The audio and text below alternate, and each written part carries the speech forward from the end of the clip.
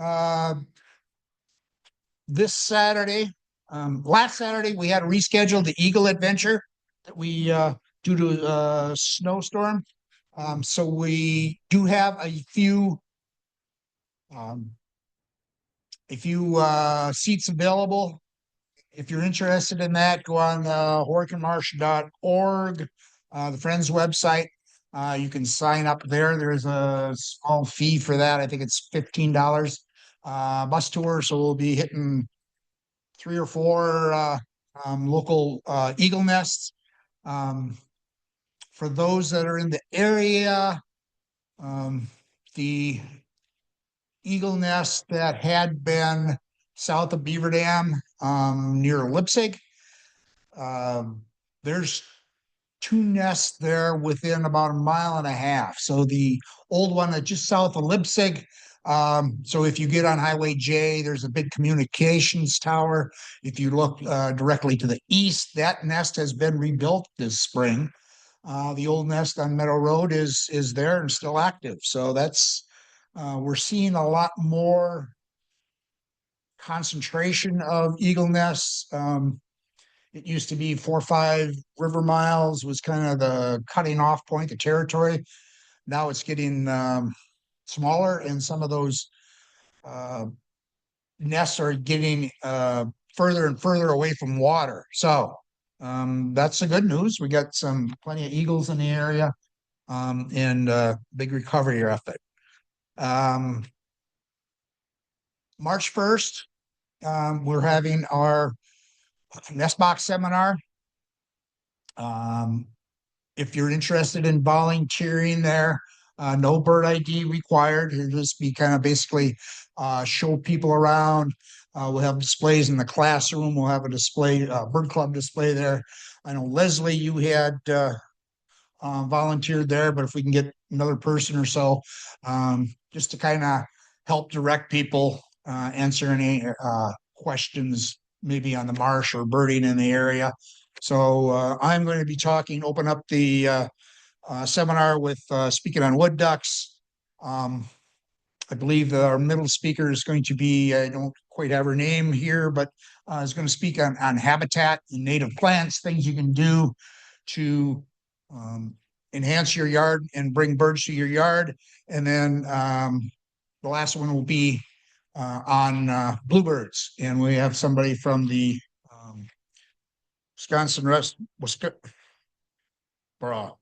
Bluebird Restoration Association of Wisconsin.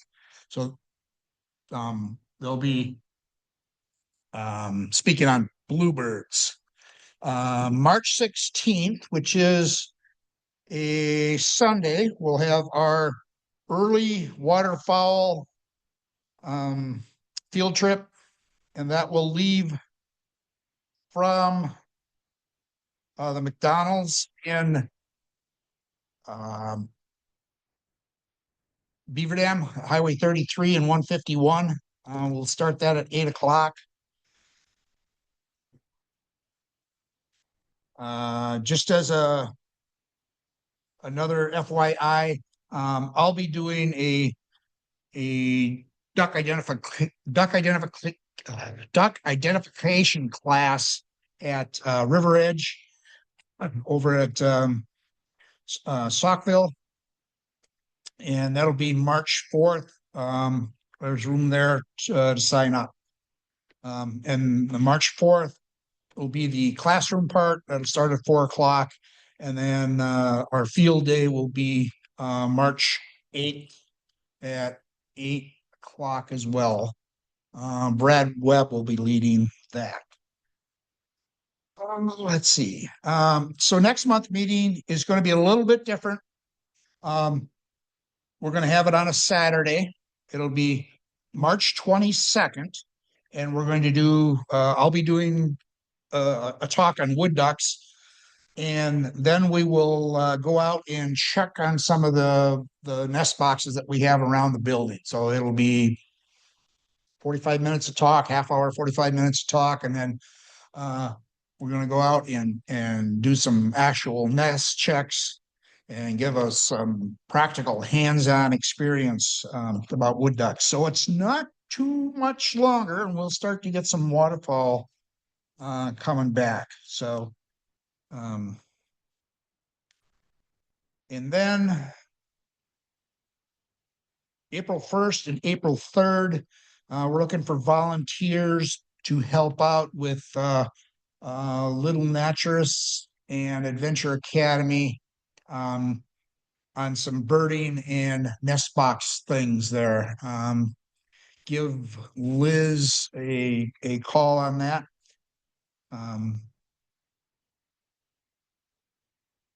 Liz is off tonight. She's doing a career fair in Milwaukee. She's filling in for a coworker. So with that, club members got your newsletter, and there was a survey in there, or a separate email with the surveys. We're trying to chart our course for our next season. We're looking at maybe there's some options in there, moving our meeting night to something a different day, or also shifting our season a little bit.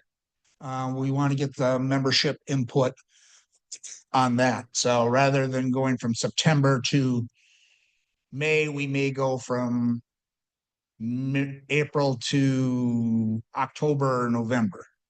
So that may be just an option. We're just throwing it out there. Nothing set in stone, but we certainly welcome your feedback and input on that.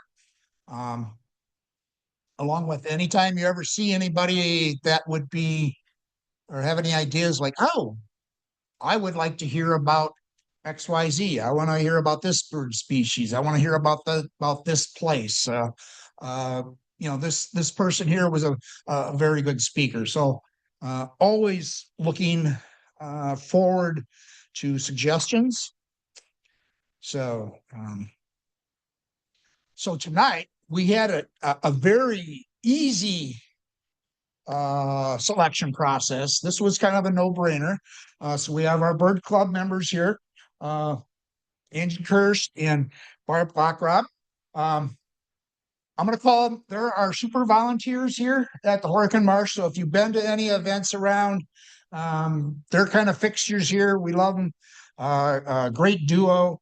A lot of pelts and poop, right? Yeah. Yep. Okay. So,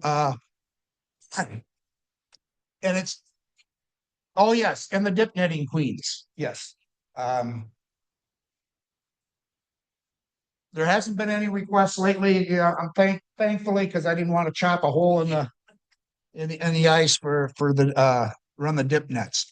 But they're a great asset to this facility and our friends group and bird club and everything. So they're welcome. So it's always exciting to have someone tell you about a great experience that they've had, and I know this has been a lifelong dream, and it kind of got crushed for a little bit there because of COVID. They were all set to go during COVID, and so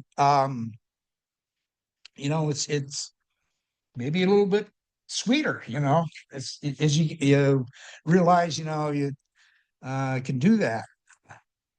So with that, I don't know who wants to come up first. We're having Barb Vockroth and Angie Kirst tonight with their presentation of exploring Quito and the Galapagos. Just a quick show of hands. Has anybody else ever been to the Galapagos? Oh, okay. Fair number. Good.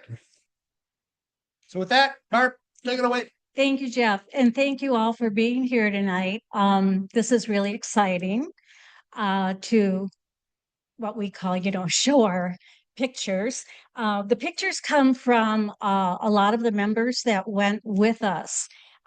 We started, as Jeff said, we were told about the trip before COVID, and then we were all set to go, and then it was canceled. And then it was brought back after COVID, and Angie and I were probably the first to sign up for it. We went through, this is for some of you may not find this the most relaxing. We went through the Tremper High School Travel Club, and it was the gal who runs it, name is Laura. Her idea is to take kids, high school kids, around the world and then do what the native people do, ride the uh, public transports, eat in the public, the regular restaurants and things like that. And so it's really kind of a different experience. And it's also a different experience traveling with teenagers. This group was exceptionally really good. Laura doesn't put up with any nonsense at all, and the kids know it. So Angie and I and my niece and her husband and my two grandnieces decided to all go. And at first we felt sorry for Laura that we were all going because we tend to be a little raucous and but we told her we'd behave. So we started out. So just a little bit about Quito.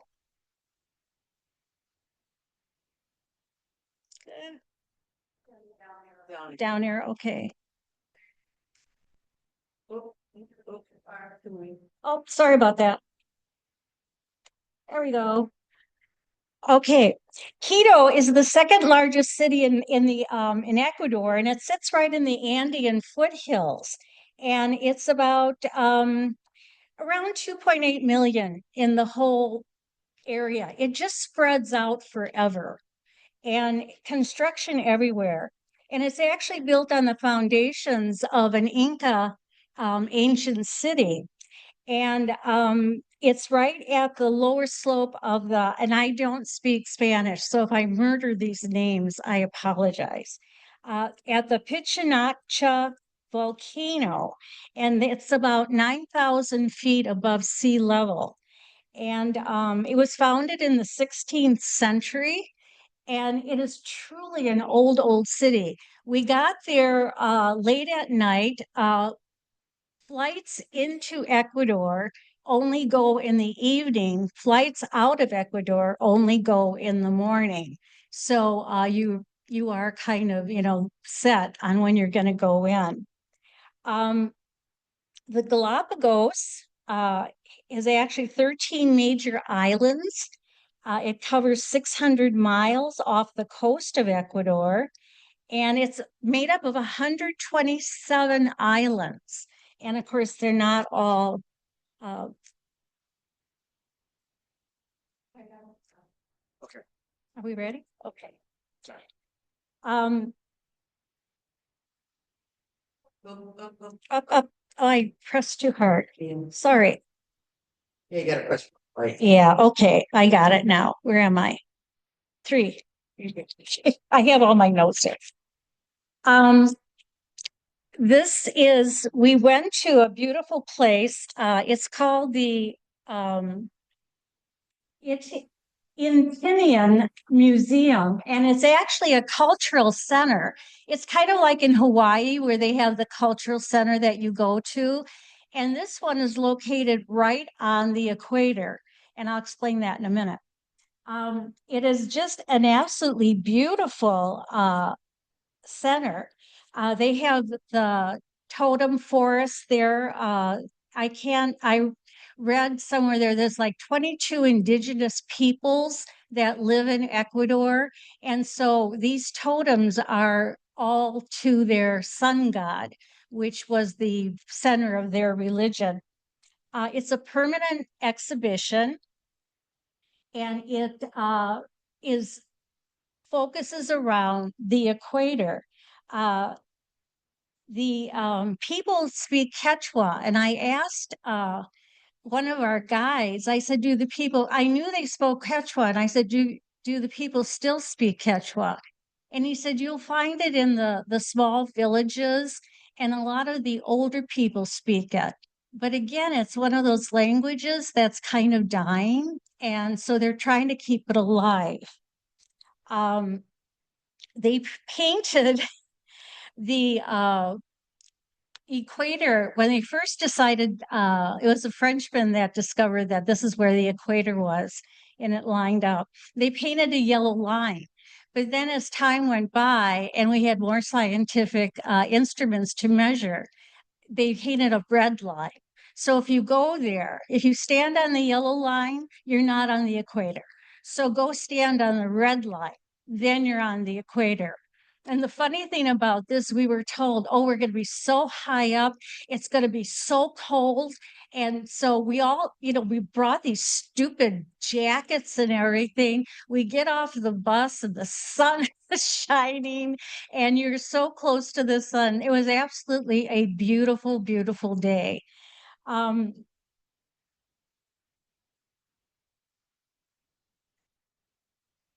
No, I'm going back. Okay, down. Okay. Okay. Um, at the center, it's you go into what the cultures were there before. And so the blowgun was used to kill the animals and yeah, other people that were moving in on the territory. Small animals were monkeys, birds of all kinds. Supposedly there were mountain lions and that type of thing, but we didn't see any. Um, the the fish in the jar, sure, Angie gave me this one. It's called a penis fish. And actually it's a catfish. And it's called the candiru. And the legend is that if you're, peeing in the Amazon, it will swim into your urethra. Well, uh,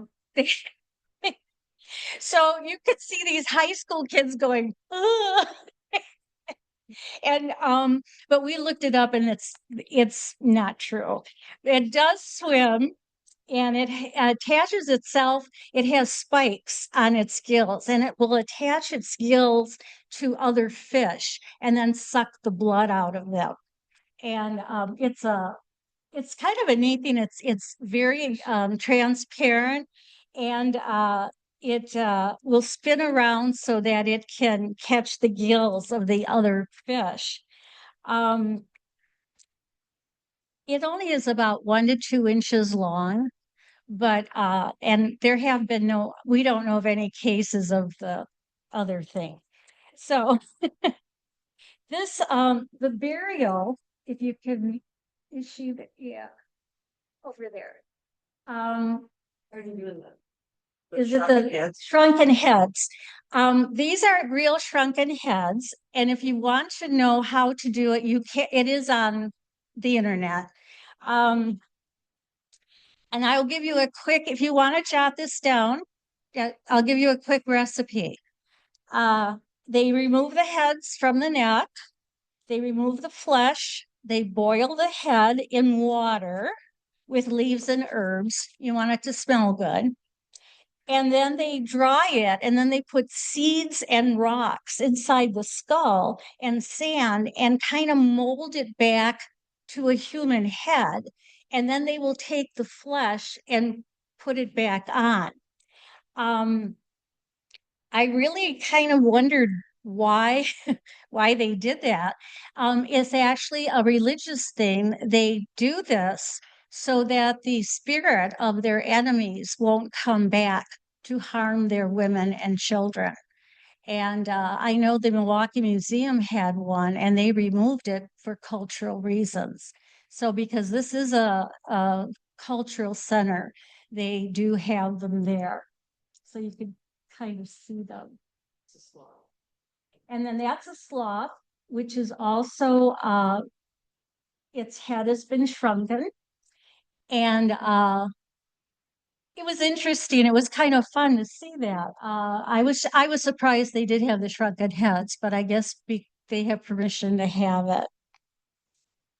And then the kids were able to try the blowgun. Some of the kids were really good at it. So, beware. Okay.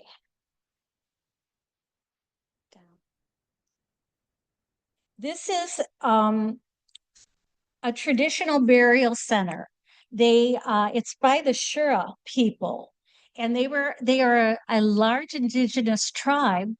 And what they do is they build a little house, and then they take the body of the person and bury it in that house. And for 2 years, they bring it food and drink, and that's their way of honoring their dead. And there's many of these little houses still around, but lately they've been the new age. They've been putting them near missions, so they're burying them in, again, sacred ground, but not building the little huts anymore.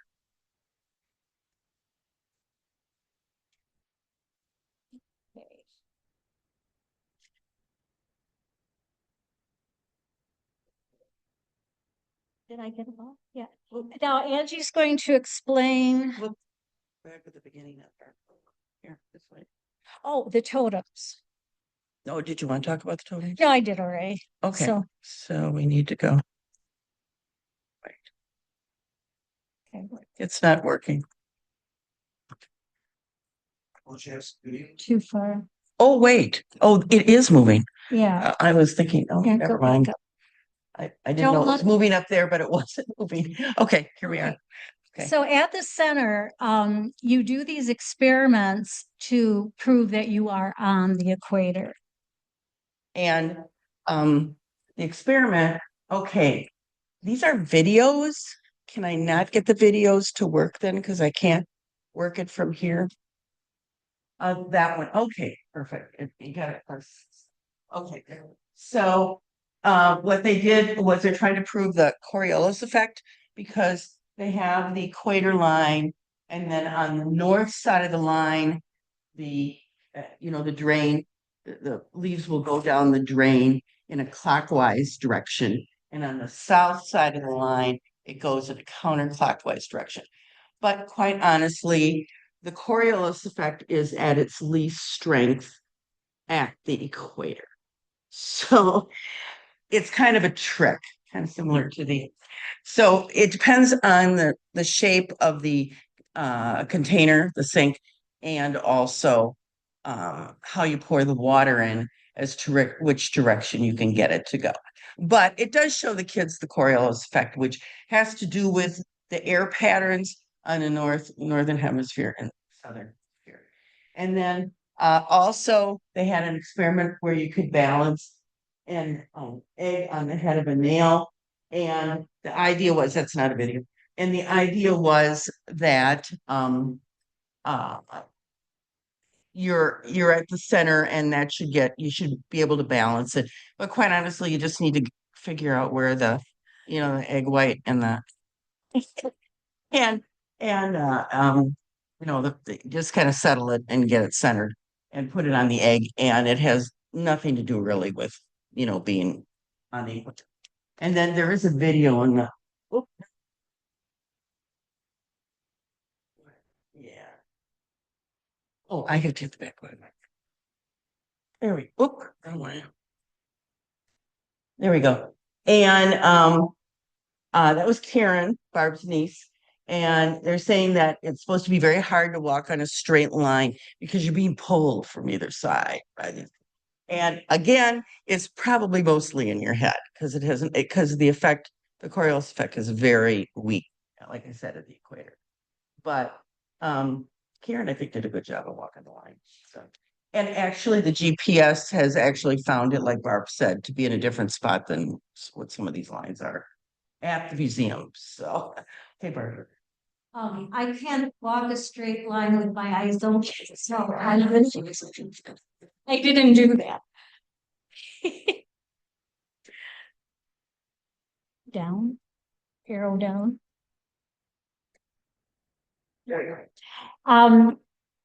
So we're at the yellow, there's the red line, and that's the real equator. And it's about 800 feet from the yellow line. So they took a picture of all of us there. And then Angie and I were you put on these big shoes, and we thought that would be fun. It's fun though to stand on both sides of the equator and to be there. And we thought that was really kind of cool. Um, back at Quito, Quito is declared a UNESCO World Heritage Site. And it was the square is from the Spanish, and it on one side is the church offices, on the other side is the government offices, and on the other side is the museum. And it really looks like you're in Spain, in that area of the old town. It's really beautiful. And then there's a huge park in the middle where people sell things, and you can even buy cannabis, and because they do chew it when you go up to the higher elevations. None of us bought any. We didn't think that would be good for the kids to see. But Quito was beautiful. The church as was built, I forgot the actual date. That's okay. The square, there is this is the church of a Campana de Jesus church, and it actually took over 100 years to build. It was started in the 1600s, and then the church would say we're not sponsoring it anymore, and so they would not have money. The outside is made of the volcanic rock that is, which is Ecuador and the Galapagos Islands, and it's the mother house of the Jesuits in Ecuador. And the Jesuits were probably one of the first religious groups to come in to convert the people.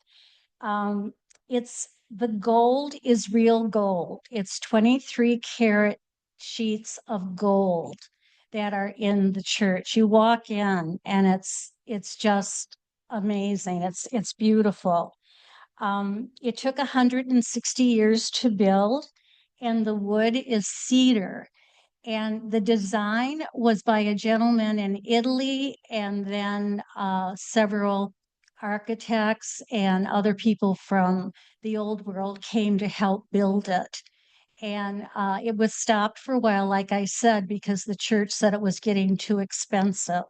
And the Jesuits said, yeah, but if we build it, then it's a real, place to show Catholicism in this country. And so the Pope said, okay, go ahead. Yep. It's gold leaf, 23 karat. Okay. This is a really beautiful place. This is the Virgin of El Panicella. I don't know how to say it. Panaceo. And the mountain that it's on looks like a loaf of bread. That's why it's called Panaceo. And it is a aluminum statue. It's made up of 7,400 separate pieces of aluminum that were made in Italy, then sent over to Quito and put together. Inside is a small museum, and you can walk up the steps and you get the most beautiful view of Quito. It really is beautiful. And the winged version of Mary is kind of one of power. And at the bottom, I don't know if we can see it really well. She has a chain, and she's pulling at the snake. And so you can kind of see the chain coming down. And they said you can walk up to it, but it's better if you walk down from it. But you do walk up the steps. It wasn't bad at all. And again, it was another beautiful day. And then Quito, is that our video? Are you want this one? They got one? Uh, Oh, and then the birds that are around are amazing. Okay, how do I do? Susan. Suga. Yeah. There.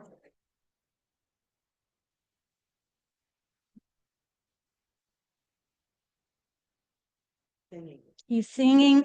The gentleman is playing the panpipe which comes from the Inca tradition, and the little bird was singing along with them. And it was just really cool. And the center picture, you kind of get a vision of Quito, of how spread out it is. And this place is the tallest one. Yeah, that is a video.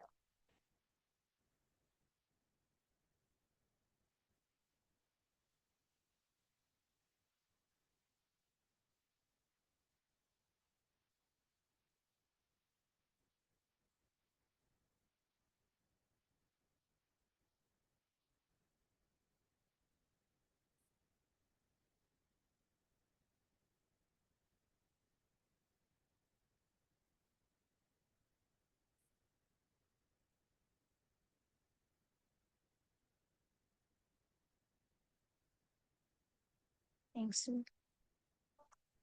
Go ahead. He's, he's going to sing no matter.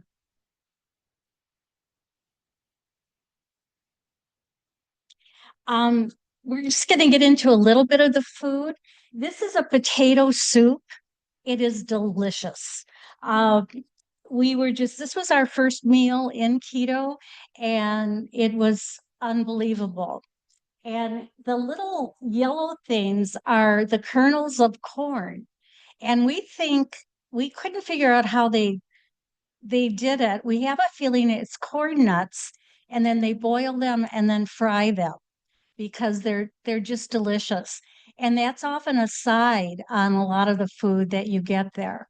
Um, the the other thing that Ecuador is known for, which I did not know, is their chocolate. They are one of the largest producers of cocoa in the world. And so we went to a chocolate tasting. You can see Angie there chewing. And I'm behind the guy. And they would start out with the least sweet chocolate. You know, if those of you that like dark chocolate, this is your place. You know, and we would go, ooh, yeah, and then it got sweeter and sweeter. Another thing they like to do is chocolate coffee candy. And so that was very interesting tasting too. But it really was a lot of fun. And this is a company that is based in Ecuador. Their farms are in Ecuador, and it's really was a fun thing to do. Now, I think it's Andrew's turn. Now we're getting into probably what you all came for, the birds and the animals. Um, just a little bit about the Galapagos. They were first discovered by a bishop, and he was from Panama. He was on his way to Peru and ended up on the Galapagos. Uh, they The Galapagos got its name because of the turtles that are there, and Galapagos means saddle, and the turtles look like a saddle. So that's where the name comes from. Um, People started, then it was finally mapped in around 1750, and people started to go there. Well, the people that went there were pirates and fishermen. Sperm whale are found along the waters, great fishing, and the pirates could go there and for safety. And at one time, there was actually only one person that was an inhabitant. The rest were pirates or fishermen. Um, in 1832, Ecuador claimed the Galapagos, and that's lasted. Then, when they claimed it, they decided to make it a penal colony. So there were prisoners, kind of like what the English did to their prisoners and sent them to Australia. Well, Ecuador sent them to the Galapagos, and they became slave labor to build the roads to help with the fishing and that type of thing. Darwin got there about 1835, and he studied the finches and that's where his theories came from. you can look this one up, around 1829, 1830s, there was a murder, and it was because of lovers and things like that, but you can look that up.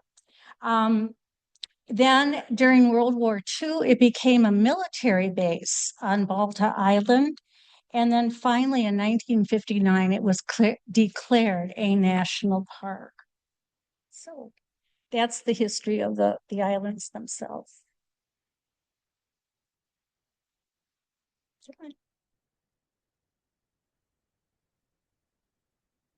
It doesn't mean. It doesn't want to work. We're stuck.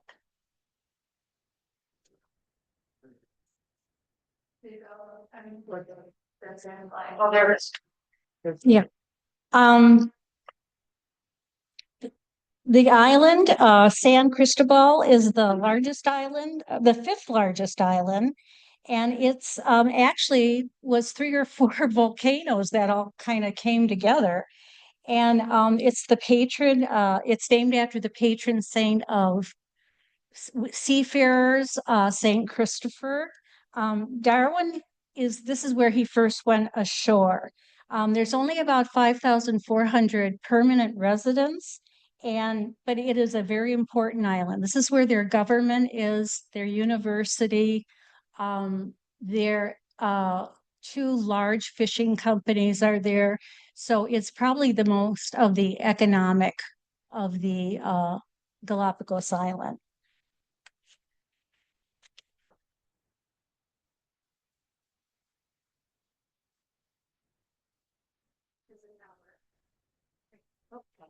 Okay, now we're going to hand it over to Angie to get to our hiking and things. Okay. Do you want your phone? Yes. Oh, it's Jeff's. Okay. Sorry. Okay. Our first excursion on the Galapagos was Lalaberia Beach. And again, I'm probably massacring some of these names. But as you can see, those were 2 of our guides. Gabriel, the male, was the head guide, and all the guides were excellent in terms of, yeah. But they all were very informed. They go through extensive training and are very proud. They're all like residents of the Galapagos and are very proud of the conservation efforts that Ecuador has provided for the Galapagos, and of real ambassadors for the animals and plants and just the general everything that's there. They're real ambassadors for the Galapagos, which is very cool.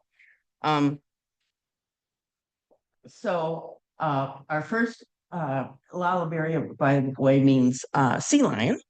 And so there were sea lions all over the place, as you could see. And the sea lion is the largest animal in the Galapagos. And the males will have like a big bump on their head with like a harem of females. They reproduce in the water, have a gestation of 9 months, and they will have 1 pup. They live on fish. They're extremely tame. They come right up to you. You're supposed to stay with all the animals. You're supposed to stay 6 feet away from all the animals because we could give them diseases and things like that. So it's really important that we follow that guideline.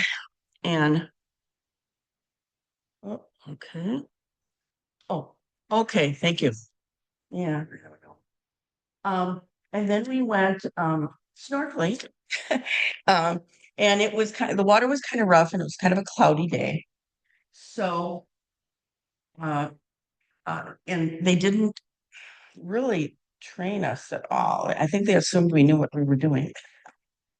Barb did not care for it at all, mostly because she doesn't like the idea of swimming with a bunch of animals in the water.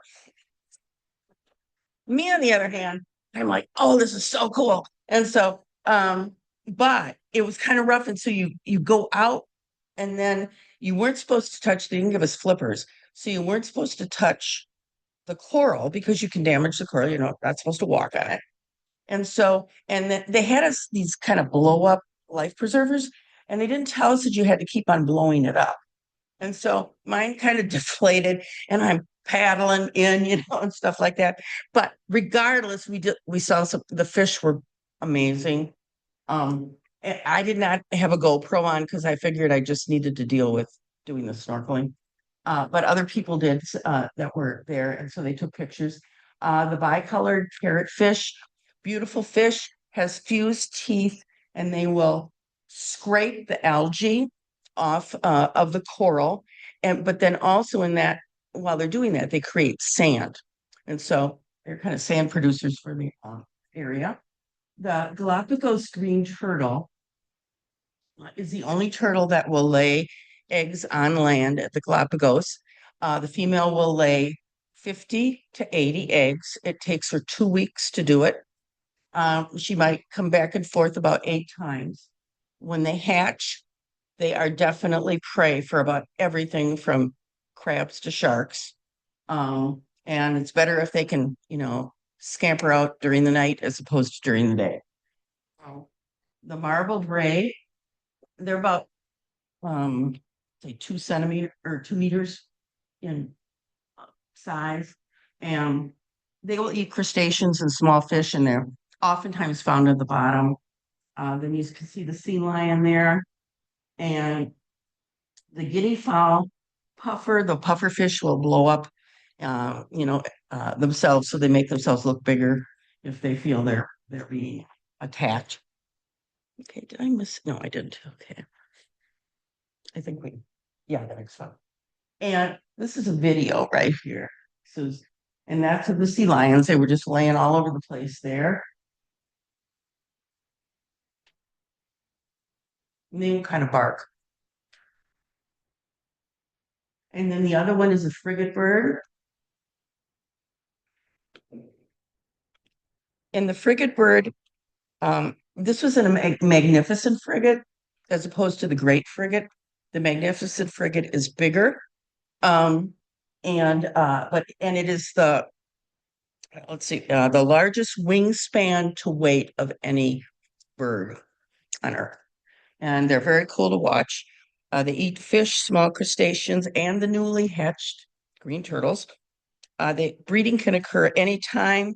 They lay a single egg, and both parents will incubate, and then they kind of hang out for about 6 months after, so they kind of take care of their young, which is pretty cool. We can go on. The next one. Excuse me. And this is a video of, I think you press in the center. There we go. The frigate birds mating. We did not see this, but this is a great frigate bird. It's kind of got a green in the back, pretty tinge. It's smaller than the magnificent. I'm going to go through a little mating ritual here. They actually have hormonal changes that'll cause that display. So that one is, and this one is the magnificent.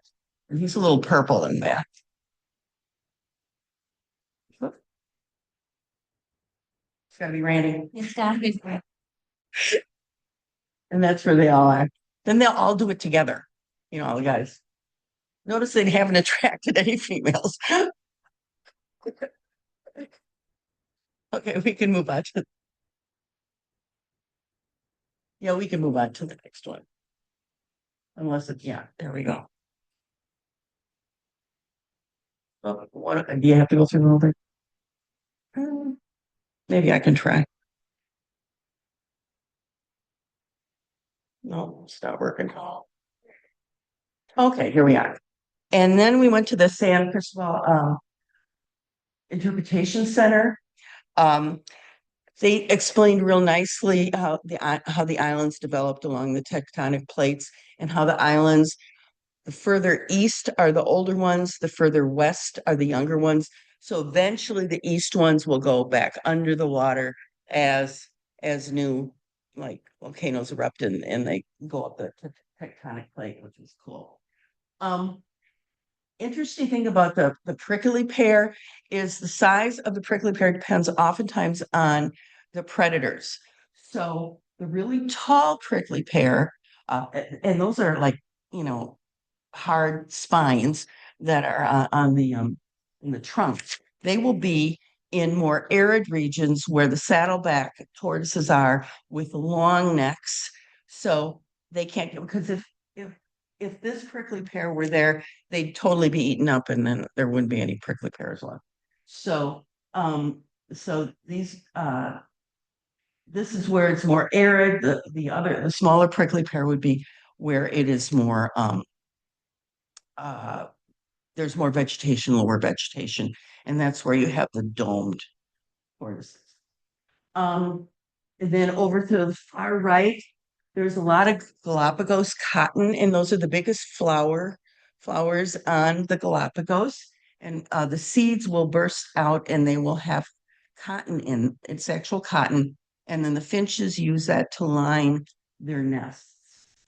And then the ground finch there is one of 14 species of finches on the Galapagos, on all the Galapagos, and each one is specific to an ecological niche.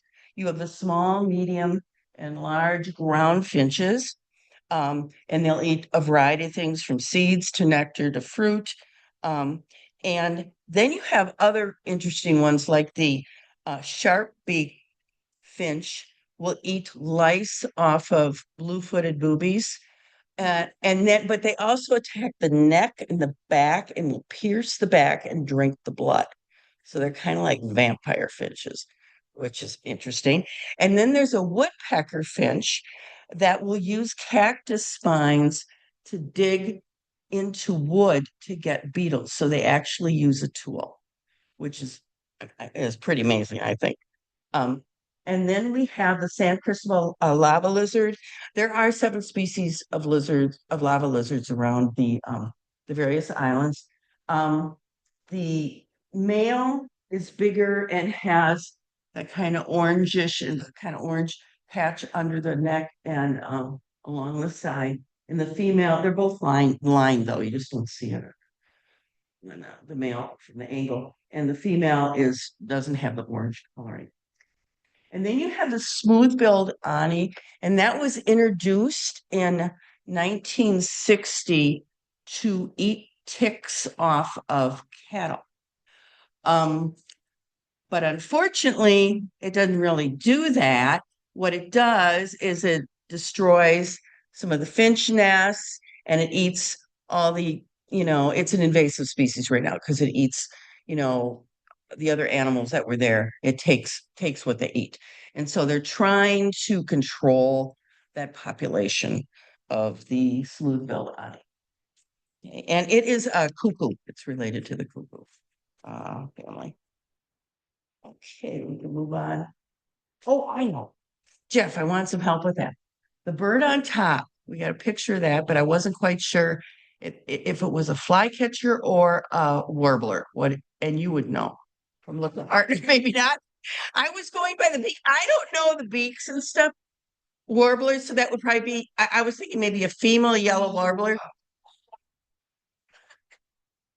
I'll look at it. Yeah. Because it looks a lot like I'm looking at pictures, and it looks a lot like there was a Galapagos flycatcher, and but it could be like a female yellow warbler. So I wasn't sure. I thought maybe like that. But so I think that's all I got to say. You'll have to go there and find out. You and Susan will have to go there and find out, right? And yeah. And then we did the hike up it's Tigerita Hill, and that basically translates to frigate bird. And it was pretty steep. Some of us didn't make it all the way to the top, and they had these lava pavers, and it was pretty hot that day, if I remember. But they had lava pavers that went up, and then wooden steps and things like that. but they had a really cool statue of Darwin, look and all these animals. And they looked over Darwin Bay, and they had people were having a great time snorkeling there. It was not as weighty. So, and then Sue's the middle one is a video, and there's if you see the middle one, yeah, you see the sea lion in the middle, and he's just checking out all the people and coming actually towards the people. So they're super tame. They're on the benches and you just walk by. And then the far right one is a blue-footed booby. Now that's kind of small, but the blue-footed booby he dives in and then another one circles around. If you can kind of see it, it's kind of small. And then you can hear the sea lions. Okay, and then we can move on to the next one. And we found, and this is a video too, we found this sea lion. He had something around its neck that was not like a track thing. So we called the authorities because we thought he just got, because it's like trying to, and that's a video, and he was trying to, oh, okay, sorry. Oh, it's not working. Okay. Oh, I wonder if I.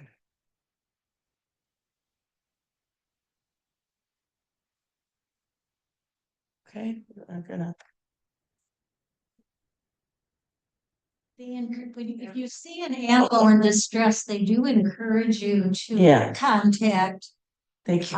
the park service. Yeah. They don't want you going to help. Yeah. So, Oh, definitely not. And so we did, and they're around all over the place. And then in the middle were some of the green turtles.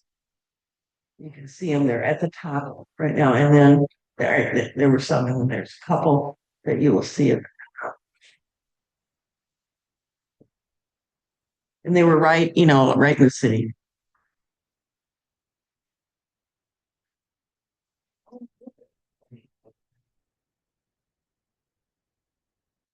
And then the far one is a Galapagos mockingbird.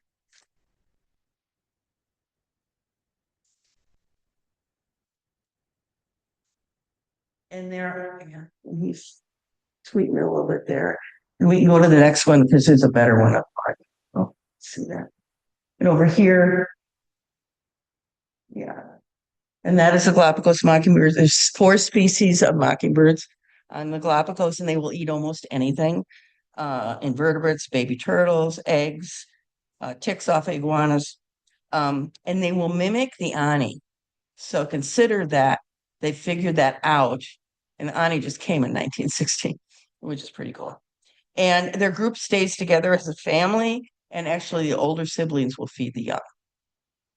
And then the lava heron, they were like on the edge by the water on the rocks.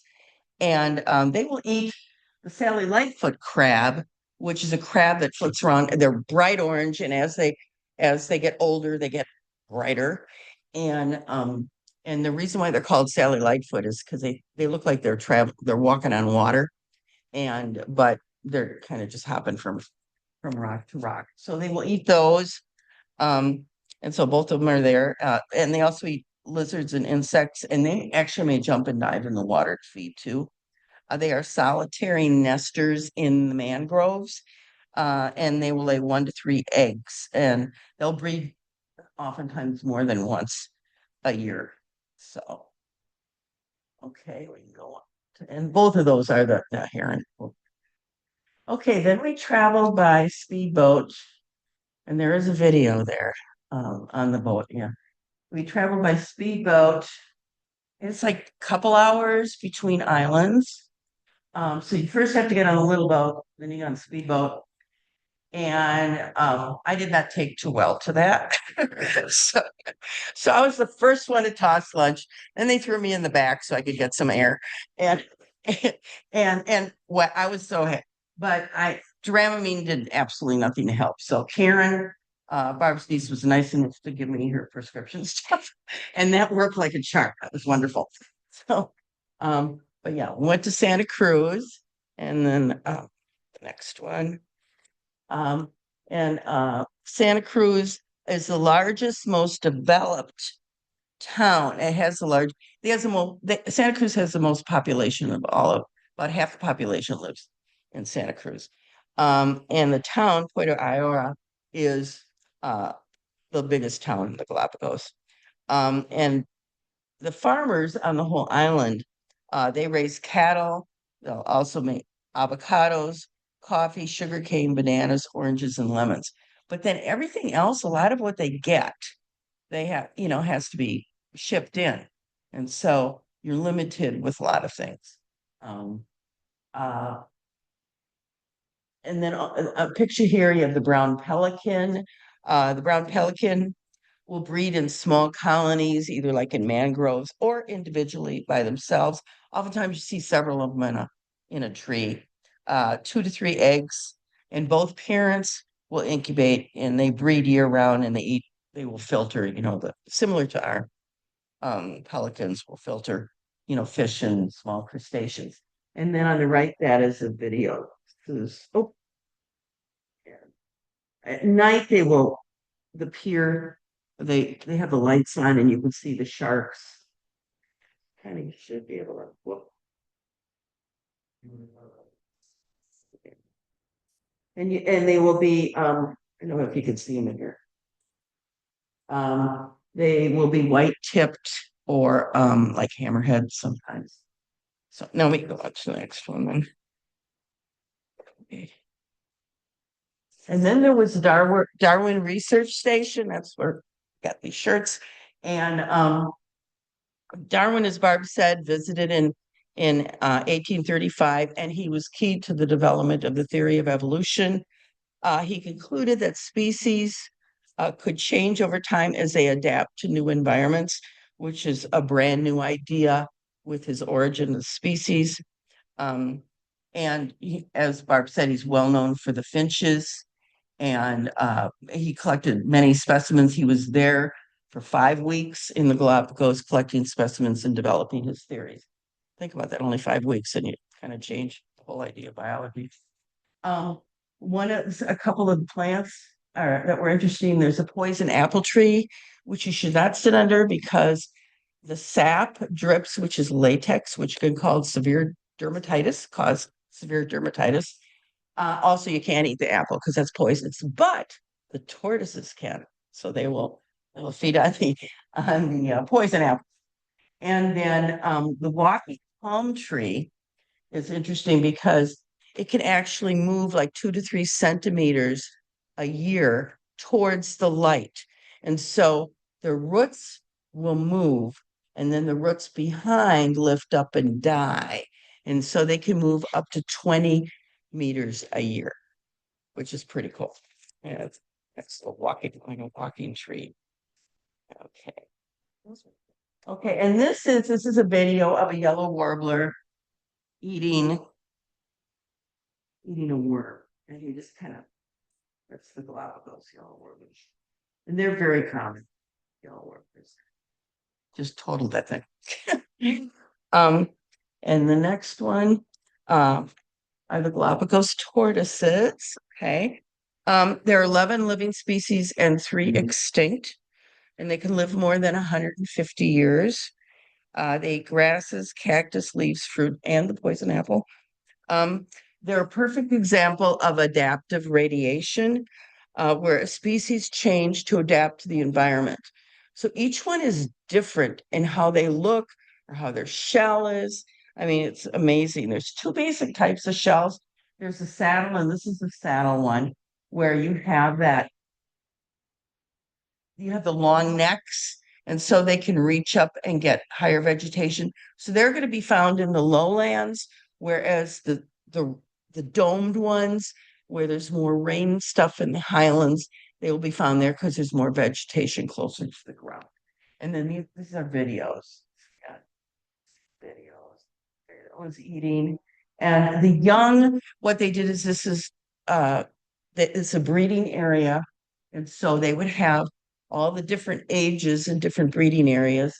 And they have numbers on them in different colors, which would indicate the different species of the tortoises. And so they're really committed to trying to keep the tortoises alive because like Barb was saying, the pirates, and the whalers would hunt and take the tortoises and throw them in the hulls of their ship so that they would have food for the rest of their trip.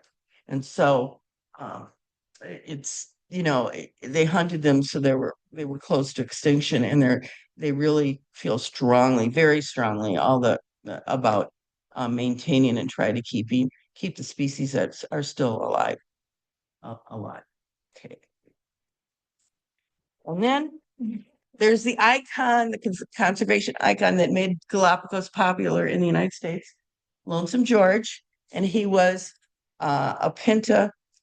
He was on the island of Pinta, and the reason why they became extinct is because a farmer decided to bring 3 goats onto the island, and those goats multiplied and used all the resources of food that the tortoises would use. And so then it really reduced the population of the Pinta tortoises. So, and he's named after George Gobel.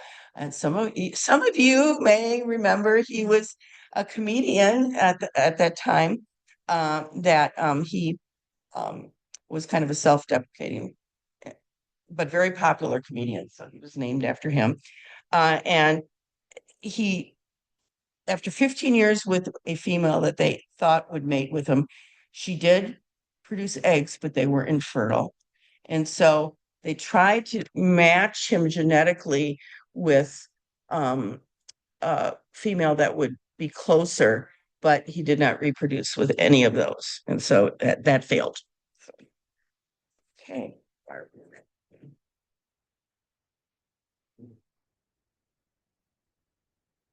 As I said, the islands are volcanic and lava rock. And so we went to, it's called Twin Craters and Lava Tunnels, and they're on the island of Santa Cruz. So we took one of those little boats across to get there. And then the lava chambers are created by the collapse of the volcanoes. And so the ones that we walked through, one was as large as 4 football fields. And it's just really amazing when you think that you're walking through a volcano. And so that was really a very interesting area. And as you can see, it's a quite a vegetative area, which was really kind of nice to see. So we were going up to higher elevations. And so you get the twin craters, and then you get the lava tunnels that you can walk through. And so as you see, this is how the lava tunnels are formed. And so it's the flow starts, and then it creates a hole or a tunnel, and then it just evaporates and you have this huge tunnel. So it's really very interesting. And there's quite a few of them in Santa Cruz. It's one of the better places to see lava tunnels and walk through them. This Santa Cruz also has what we call the Tortoise Ranch, and it is an area where they preserve the tortoises. They're walking around. They tell you not to go up to them, but we saw people going up to them. But anyway, they move slowly except when it's time to eat. And one of their favorite foods is guava. So when they throw out guava plants, she said, you should see them run. So they do like the guava. The cattle egret will eat the bugs and that off, not only off the turf, but on the ground as well. These tortoises can live up to 200 years. There's few predators for them now. And it's actually the cattle ranches. They found that the cattle, when they brought the cattle in, the vegetation was changing, And so on the cattle ranches are where you'll find most of the tortoises. And this is a reserve there. So it was really interesting. And the one way on the right, that's all guava smeared on his face. I just had to take a picture of him. Um, but you walk the paths, you have a guide, and then they then let you walk alone, which is nice. And every now and then you'll see someone trying to get on top of the tortoise. But when we were there, I think I only saw one family try that, but they were really cool as they walked around. And so this actually was a cattle ranch. The family that owned it decided that it was better if they preserved the tortoises.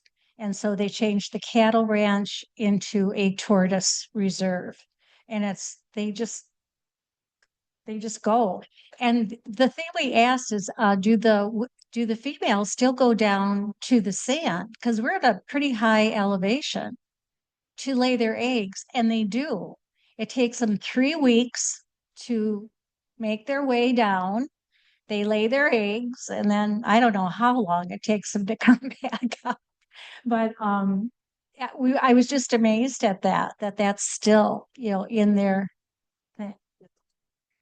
And yeah, these were all males. So, but on other places, they do have the females, and really kind of cool. I'm sorry.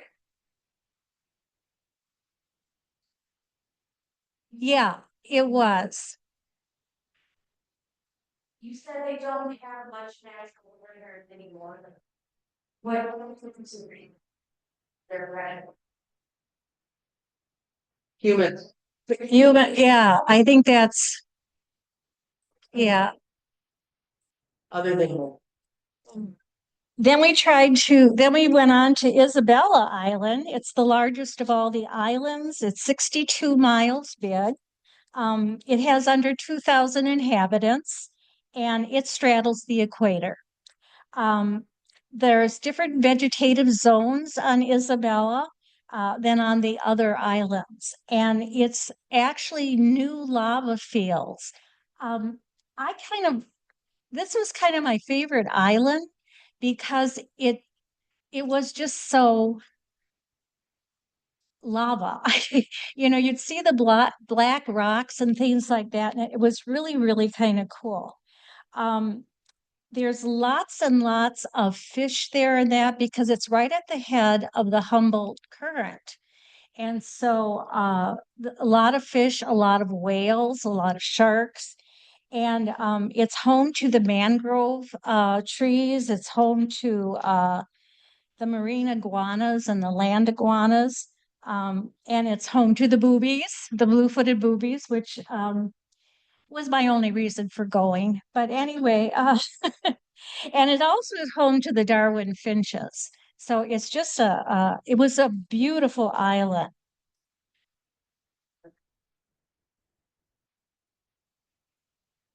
On Isabella, they have the tortoise breeding center, and it's just amazing. They have all these pens with different age turtles and tortoises. They go to the nest and they take a certain percentage of the eggs. They bring them back. The babies hatch at the reserve. They stay there for 5 years. And as they get older, they go from pen to pen, kind of like graduating, first grade, second grade, third grade. And when they reach about 5 years old, they're taken back to where they were, to their natural habitat on the island. And so they are trying very, very hard to up the population of the turtles and the tortoises. They were almost all wiped out, as Angie said, during the whaling days. They were used for oil, they were used for food, implements, the shells were used for implements. So it really was kind of a neat thing. The reason another reason they want the turtles back and the tortoises back is they help the ecosystem because they will trample down vegetation, but because then it will open up areas for other animals and it disperses the seeds. So they're not only just big clunks walking around, they're very important to the ecosystem.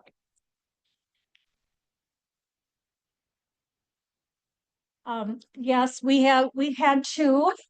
The thing is they're both males and but they love each other. I have no idea. We thought that was kind of fun.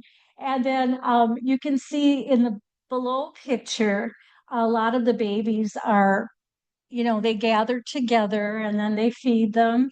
And then the other pictures again of a tortoise that are really, really cool.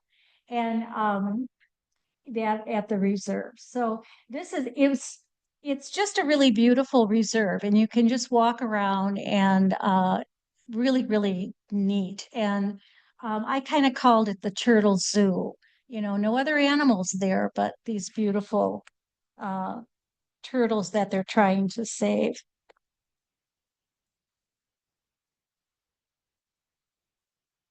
Um, my favorite. This is These are the blue-footed boobies, and they're going to do their mating dance for you. Crystal, it's me, Crystal. It's 2018, and they've asked me to host the Screen Actors Awards. They asked me.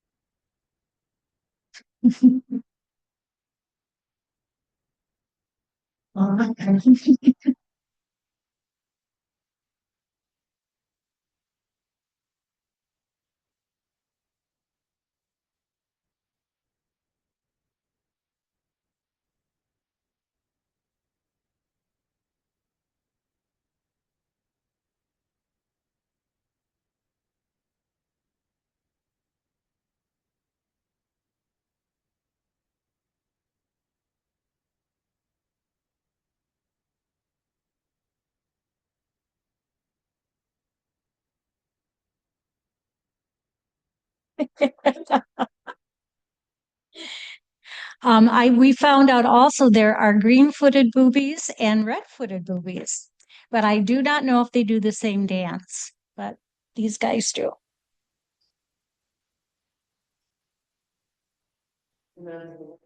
Oh, and this is it was as we were getting on one of the boats to actually was to come home to get back to Quito. We were on a wharf and there were hundreds of blue-footed boobies up in the sky and putting on a show that was amazing. They fly, they peer, and then if you can see this, they dive.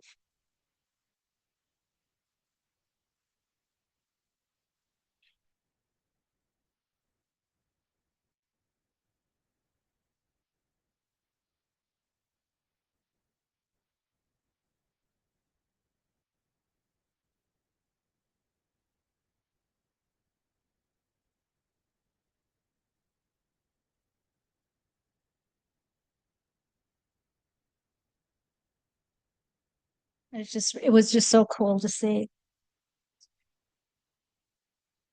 Angie, more of the iguanas. Yep. Okay. Uh, this is probably my favorite place was the Tintarius islet, which is like translates to blue shark. And again, we saw it has just had the most diversity of life. And it was a very young islet. So you had, like the lava just right there with the coral. It was very cool. And you had the blue-footed boobies. And then you also had the Galapagos penguin, which is one of the smallest penguins. They feed on herring and other fish. They are opportunity breeders. When there's a lot of fish around, and they will breed. A lot of For a lot of the animals, the weather is really dependent on their success and their population, and that includes um, the the Galapagos penguin because uh, they rely on the fish. And if it's like an El Nino and it's really warm and there's not as many fish, then you don't have as many penguins. Um, and it was also the breeding center, one of the few breeding centers for the marine iguana. And I forgot to mention the marine iguana before. I had a picture, but you couldn't see it because it was black rocks. And it was on the black rocks because it was like, um, they're all over the place.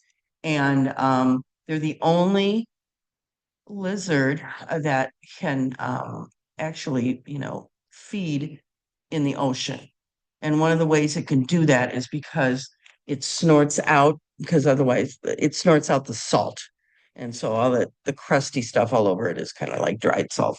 And probably a combination of some of those lichens. There are lichens. Notice all that white stuff on the rock that is not penguin poop, that is a white lichen that will help break down the lava rocks.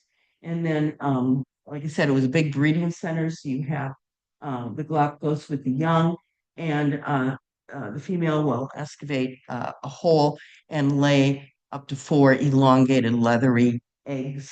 And when they hatch and they're black and they're tiny, and they are definitely prey for the herons and the frigate birds and everything, around there. And we can go on to the next. Oh, okay. There. Oh, no, wrong way. Wait, no, what's going on here? There we go. Okay, now it's the right way. And there's a video here, and that is while we're walking the path. There they all were. I mean, all the young. So cool. This is the video. They were just so cool. So as you're walking, you're trying to watch your step Yeah. so you don't fall on the rock. Mhm. And then you have to watch your step because they're everywhere. Yeah. And it was And then the middle one is you can see some of the swimming penguins. Very cool. And then the far one, yeah. Yeah. So they have these lava tunnels, and the white tip sharks, um, they have gill slits on the side, not like a goldfish that has an operculum that creates a current for them to breathe. And so sharks kind of have to keep moving to really breathe well. But if they're in a lava tunnel, there's a current going through, they can just kind of hang on the bottom and breathe. And so they all like to hang in these lava tunnels where they can get a little relaxation. So it's very cool.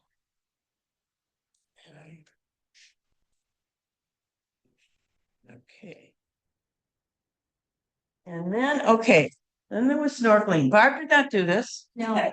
She would not do the snorkeling, but I did. But I didn't follow directions very well because they wanted all of us to jump off at the same time. Well, we had too many people in the boat to jump off at the same time. So I was all concerned about that. So I wasn't necessarily listening to the instructions. And we were supposed to circle the boat and then go towards the lava tunnel. Well, I just got out and I'm thinking, oh my God, this is so cool. I'm looking at everything. And you had the green turtles, you had a bunch of fish. I tried my GoPro, it wouldn't work.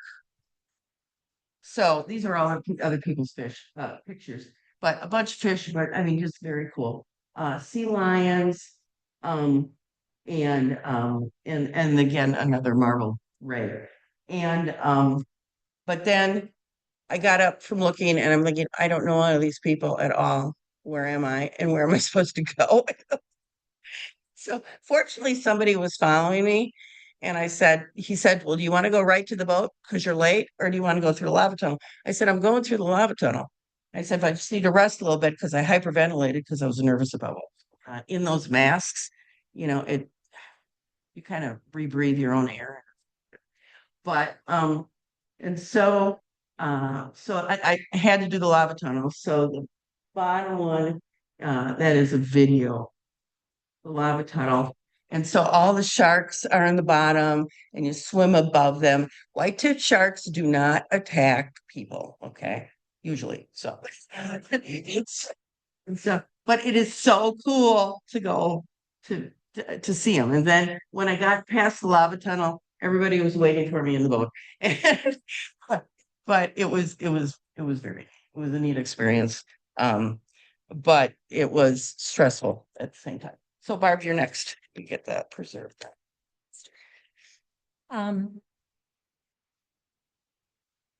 This is the Los Humedales Wildlife Preserve. It's supposed to be a gathering ground for flamingos and that, but when we were there were only about 8 flamingos. So that's them in the middle. But we also saw the stilt and there were other birds. It's actually, if you have the time, it's a beautiful area. They have paths where you can bike, walk, and hike, and you can see a lot of the wildlife there, plus turtles and other species of birds. It's also a mating place for flamingos, and our our guide wasn't sure why there wasn't that many there, but it was still a beautiful area. That's a video too. Oh, is that a video? The last one. Oh, and that one too. That one's too. Yeah. Let's see the stilt. It's a pintail. And it's a pintail. Yes. So that was kind of cool.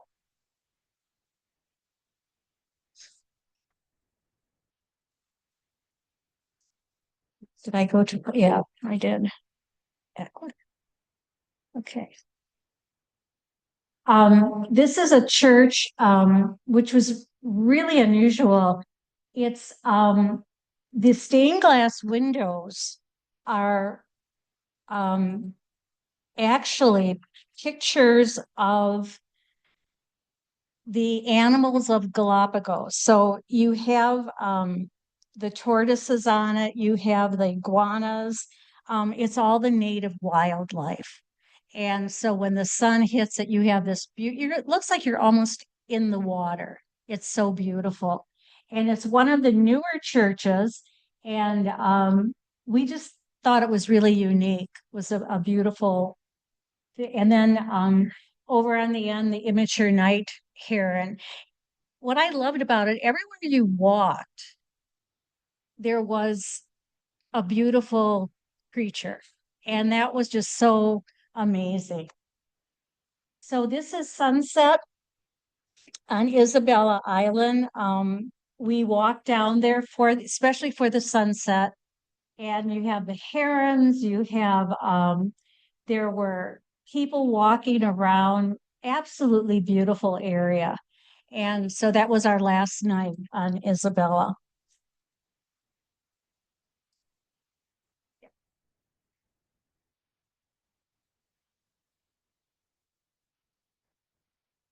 Okay. We saw this, and it shows the crusty on the marine iguana. It shows kind of the crusty, salt at the top. But there was like beads going through it.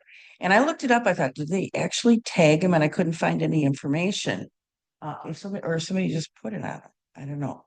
But I thought that was interesting. And then we also have a small tree finch, and it's a video is to the right. It's eating a seed. So very cool. Sorry, what was it?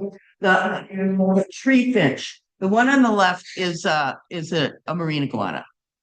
A marine iguana. I'm sorry, marine iguana. I'm sorry, I'm not. Can you guys hear me okay?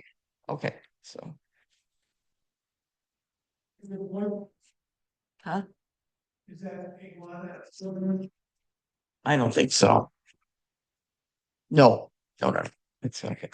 They are very docile. I mean, they're all over the place. They're also all over the place. So, okay, next one. Okay. Whoop, wrong way.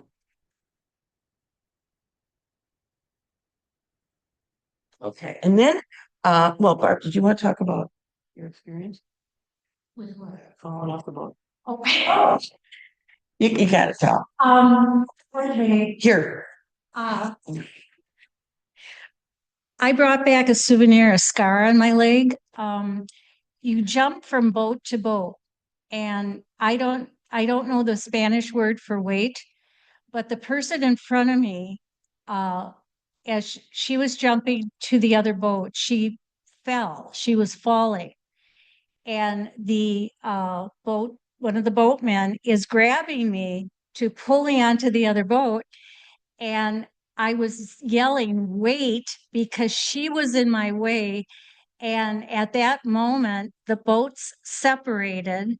My leg went between the boat, and she fell, and he grabbed me. And just as he grabbed me, the two boats slammed together, and something on the other boat punctured my leg. And I swear, every every mother on that trip had bandages, and so I didn't see a lot of the island that Angie's going to tell you about, because I was in their one of their healthcare places.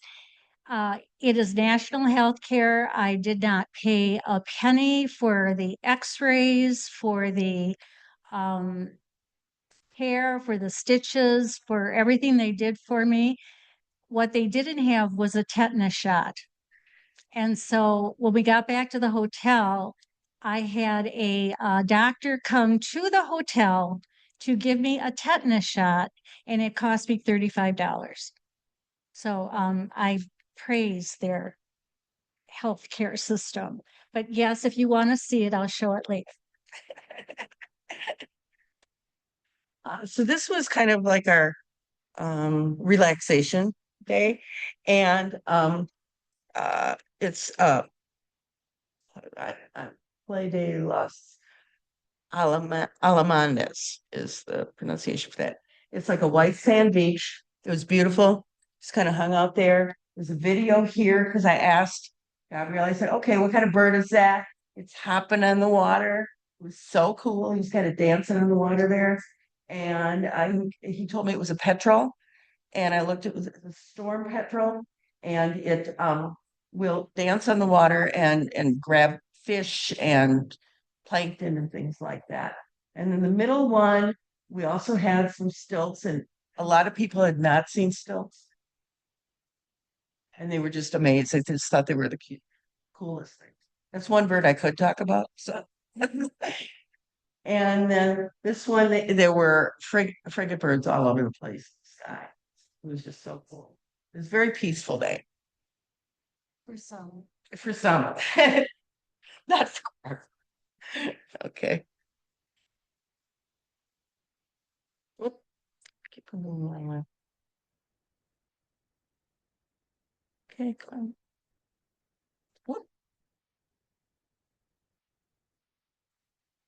And then we had some friends come to visit us, and they were the pintails. They just came right up. They were very curious, wanted to go for all our stuff, and then the stilt was there, and that is the petrel. These are not videos. That was the petrel. I just got a picture so you can kind of see what they look like. They're very beautiful birds. And this was, we went to Baltra, and as Barb said, was an army base for the army in World War II. And this was, I don't know if they were feeding, if that little boat, if it was coming in with fish or whatever, but there's a video there, and this is where they all dove in.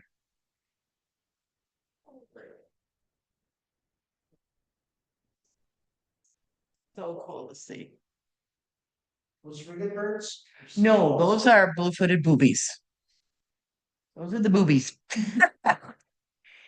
And that's the only time we saw a land iguana when we were going to the airport on the way home. And and they will live in small colonies. They eat cactus fruit and other plants and also insects. Uh, the males violently mate with the female. They grab the back of their neck and you know mate. And the young have the same threats as do the marine iguanas of frigate birds and other predators.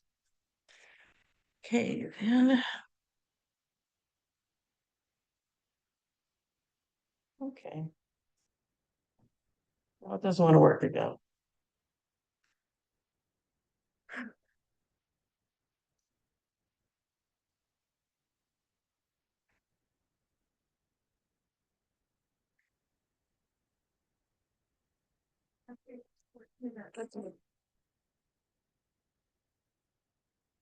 Hmm.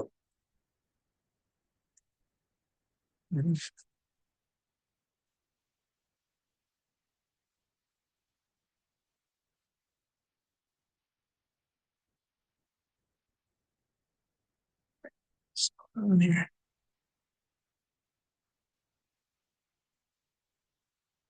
It's That's the one that you're on, Susan, is the one the one that, yeah, but it doesn't want to.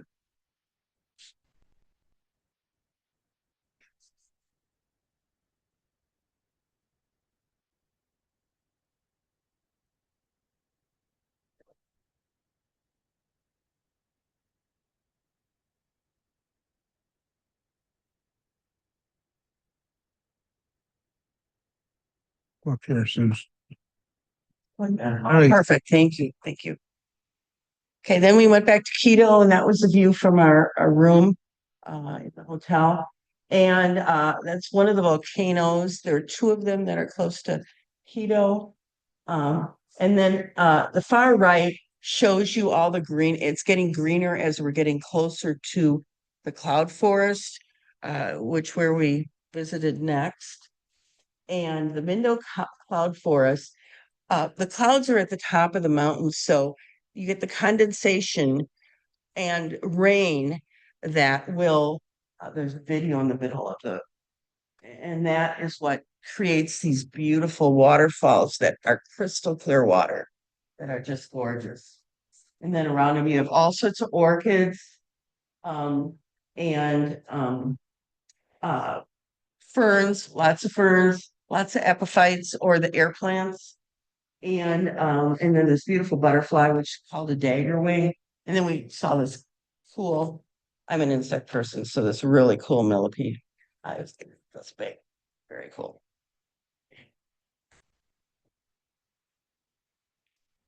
There we go. The next visit was the hummingbird garden or sanctuary.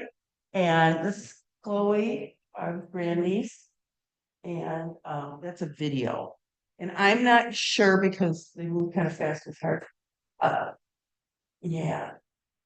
And I'm thinking that might be a wood star, one of the types of wood stars. They have 30 species of hummingbirds at this garden.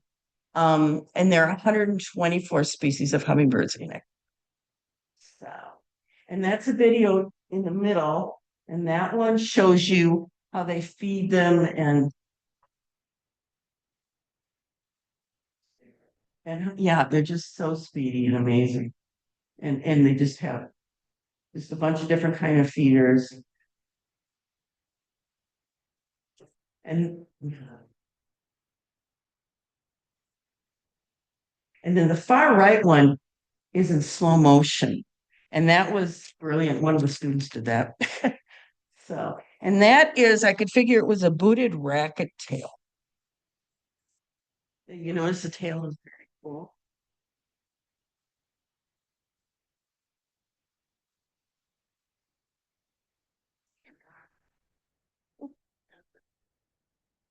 Oh my God.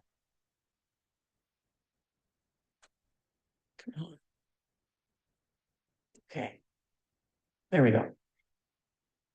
And my favorite bird is, and this was a real find, Fabio told us, is the red-headed barbet, which is related to the toucan. And they said that was unusual to see, and this is a video up here.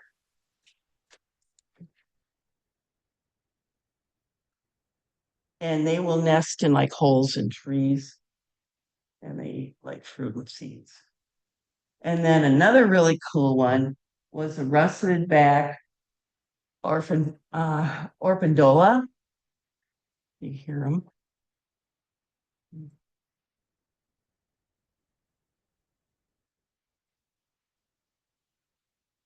And that translates to golden oriole, and they're related. They're like a New World blackbird, what they said.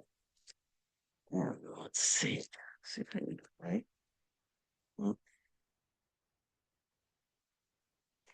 And then all sorts of tanagers they had. Here we have the flame rump, the black with the yellow, and the golden.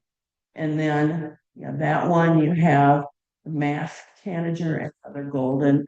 And then there's a masked water tyrant, which is up there. That's a type of flycatcher.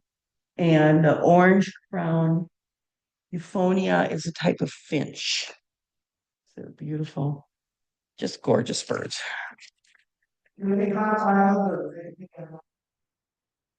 This is in Ecuador now.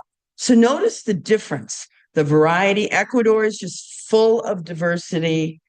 And the Galapagos, you have one species that has adapted, to become 14, different ones. So it's just a total, difference and a remarkable difference.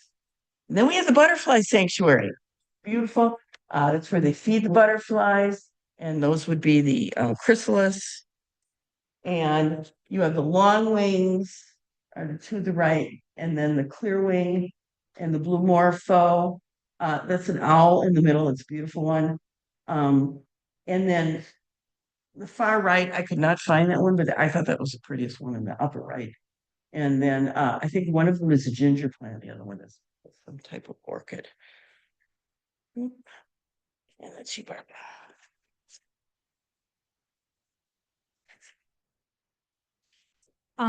As we were heading for the Isabela market, the bus stopped and two indigenous women and their baby came on board. They showed us their clothing, how they dressed, and they still dress that way. It's not a costume. And then they showed us a lot of the weaving. And of course, would we want to buy it? But they were lovely people, and then they sang for us.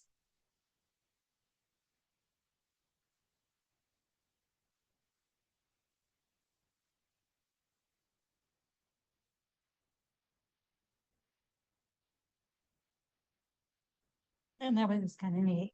Then we went to it was a house. I don't know what it actually was, but anyway, it was a little cultural center. And the people there show the traditional music. It's Incan. There's 22 indigenous tribes in Ecuador, and most of them are from the Inca on down. And so I don't know, one of these is This one I believe is yeah, I think he's playing.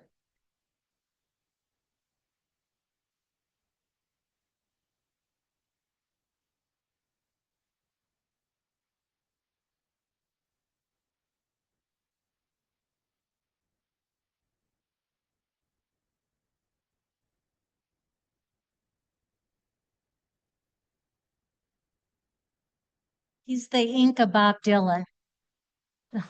they sell all those. Yeah. So those are not that easy to eat, but I was going to get some for my grandkids about that.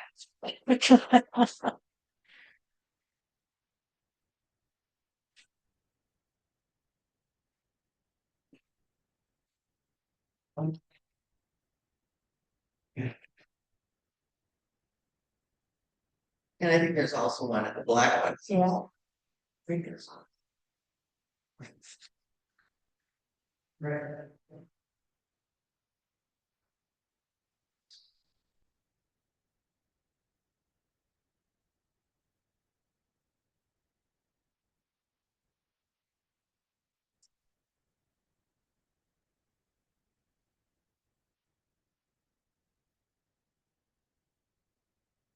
They also sold their silver bracelets. They have a technique where they engrave into the silver, but it's very, very light. And it's one of the oldest of their crafts. Oh.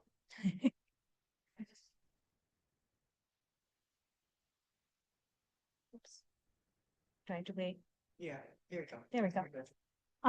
We went then to weaving is still one of the best arts that still are kept alive.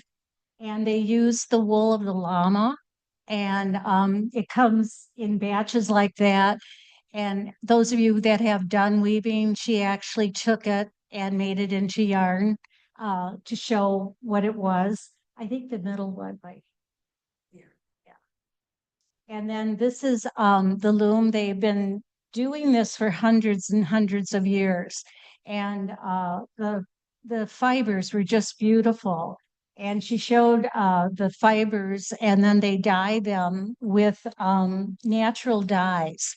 They still keep that alive, that whole idea of making what's there. They use wool also. They use sheep's wool.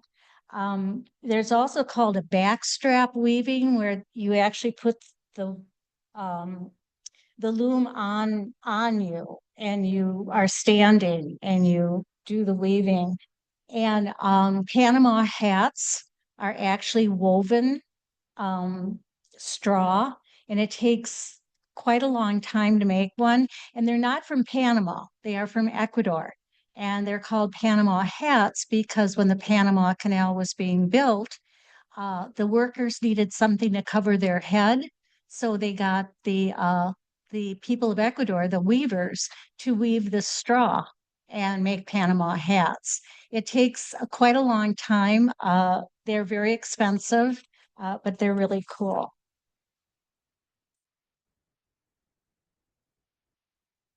This is the Tavio cloud forest. We went into another cloud forest, and as you can see, it was very wet, but it was really fun. It was a hike, and then to the waterfall. Um, it's amazing. It's less humid, and the mist stays in layers, and that's what makes it so wet. The orchids, beautiful orchids. The oaks are the keystone, which I was found amazing. The problem is with the cloud forest, they're under threat of logging, of farming, and of mining. And that's the threats to the moss, the lichens, and the air plants. This was our guinea pig feast. I didn't mention it when we talked about the food, but this is one of the favorite foods of Ecuador. And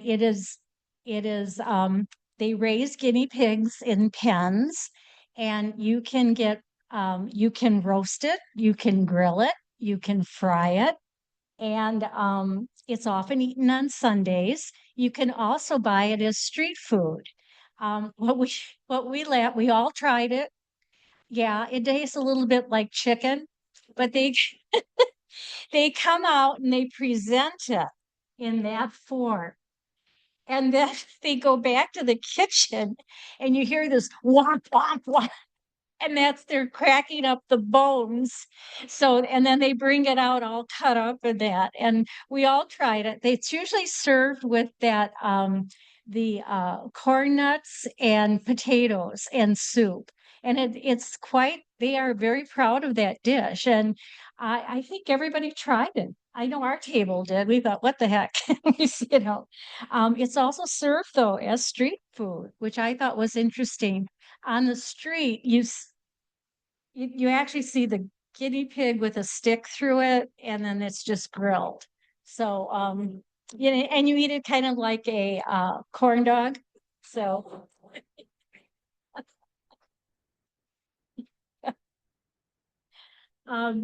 we also went to the largest market is actually the largest market in South America. It's the it's a Otavalo market. It's this little town. They have the market every day. Um, we were told, you know, were warned, you know, some of the stuff could be just junk, but a lot of artisans sell their wares there. It's open from early morning till about 6 at night. You and we were told you need to haggle for the price. That was in Angie was great at haggling. So she, you know, they weigh the silver, a lot of beautiful silver jewelry and things like that. But it was really a fun market. And the little animals that you see are made usually from llama wool, and they were beautiful. And the tapestries and the jewelry, the money that is used there is the US dollar. So you bring a lot of dollars and you just haggle for it. It was really a kind of a fun day. And then with that, we ended up. That's just a picture of all of it. And that's a picture of all of us. There are about 36 of us. And so that was really kind of a fun thing. Just to, yeah, I think that's it. I want to thank you. It's so fun to talk about a trip that I hope everybody could go there. It just is amazing. And other than getting your legs stabbed, it's really, really good. The other thing about it though, and this is what the people were absolutely beautiful. On one of the islands where Gabriel, who was our main guide, we were on his island, and you could just tell the pride that he had. And he said, if you ever get lost, just say, I want to go to Gabe's house, and they'll take you there. And that's how the people know each other. The problem right now is they are depending on tourism for their economy. Yet the islands are so fragile. So you have quite a conundrum there. We want more people to come, but we don't want to wreck our islands. So we're really rooting for those people. And again, the people were wonderful. The trip was wonderful. Angie's a great travel mate. If you ever go on a trip, just give her a call. And so it was really, really good. And so I really want to thank you for sharing our trip with us. The wildlife, the birds, just beautiful. So hopefully all of you can go. If you want to do it vicariously, there are tons of videos on the internet to see everything. It's just really cool. So thank you so much for coming out on this cold night.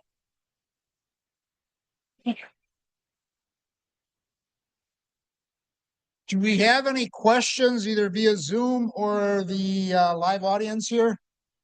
John?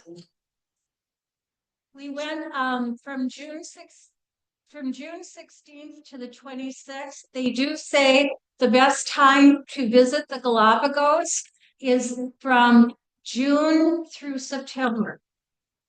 And even though they are winter, the weather was beautiful.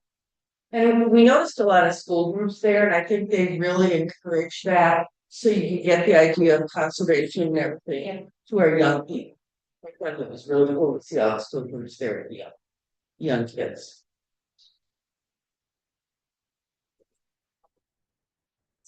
So do they have, they're on the equator, so do they have seasons?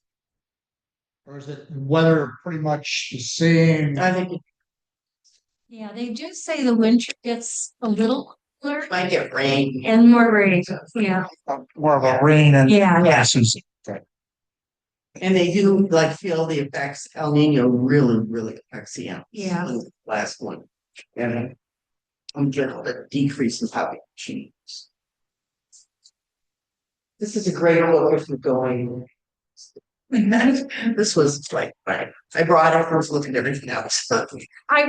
Our first, just really quick, our first walking tour, we get off the bus and we're all there's Angie and I backpacks. Out come the binoculars. And they're all looking at us. And then whenever there was a bird or something, they would ask Angie. I mean, she became our bird person.